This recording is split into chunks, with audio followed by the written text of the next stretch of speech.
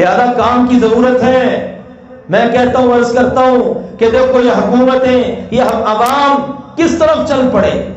اب آگے آ رہے ہیں نیو ایئر نائٹ، یہ رات کو 12 بجیں گے.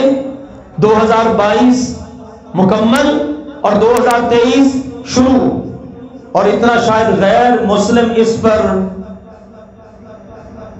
جشن نہیں منائیں گے جتنا مسلمان منائیں گے.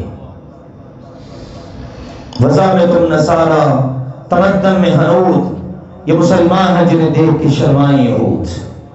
شاید آپ کے بھی علم میں ہو، آج مسلمان واقعی کبا چلا ہنس کی چال اپنی بھی بھول گیا. ہم مسلمانوں کی آج یہی حالت ہے. ہاں مسلمانوں سنو، شاید اس سے بڑی بے غیرتی کا جشن پہلے دنیا میں کبھی نہ ہوا ہو. آپ کے کراچی میں باقاعدہ یہ جشن منایا جا رہا ہے نیو ایئر نائٹ کے طور پر.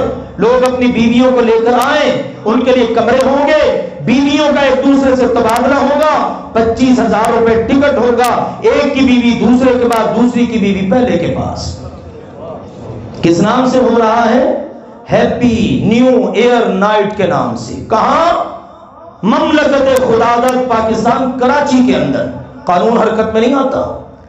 چلو ان بے غیرت اور دیوس لوگوں نے اقدار، روایات، اپنا کلچر، اپنی مشرقی روایات سب کو پس پش ڈال دیا. اسلام کو تو ان کو پتہ ہی نہیں ہے. لیکن حکومت اور قانون ایسے حالات کے اندر حرکت میں کیوں نہیں آتا؟ کس حد تک پہنچانا ہے اس قوم کو؟ یہ ہونے جا رہا ہے.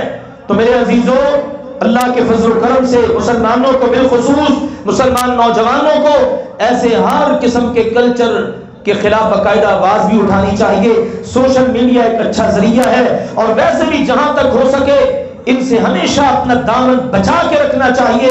ہمارا فرض ہے، ہم قرآن و سنت سے یہ سمجھتے ہیں علیک الا البلاغ، ہماری ذمہ داری ہے بات کو پہنچا دینا، باقی کوئی مانے نہ مانے اس کی مرضی ہے. اویئرنیس ہونی چاہیے، پتہ چلنا چاہیے. یہ نیو ایئر نائٹ ہم مسلمانوں کی نہیں ہے. ہمارا تو اسلامی سال، ہجری سال شروع ہوتا ہے کب سے؟ محرم سے. ذی الحج میں ختم، اور کتنا خوبصورت، روزے رکھو اتنا ثواب ملے گا، ذی الحج کے مہینے میں حج ہو جائے گا یہ ثواب ملے گا. یہ ہے ہماری اسلامی ثقافت، اسلامی سال. اور یہ غیر اسلامی جنوری سے شروع ہو کر دسمبر پر، اور دسمبر کے آخر میں کیا کچھ ہے. پھر یہ اسراف نہ میرے عزیزوں، کسی مسلمان نے اس کا حصہ نہیں بننا. میں نے آپ کو بتا دیا، ہمارے نبی نے پیغام دیا ہے، من تشبہ بقوم فہو منہم. یہ عیسائیوں کا کیلنڈر ہے، جو ان سے مشابہت کرے گا وہ برونی میں سے ہوگا.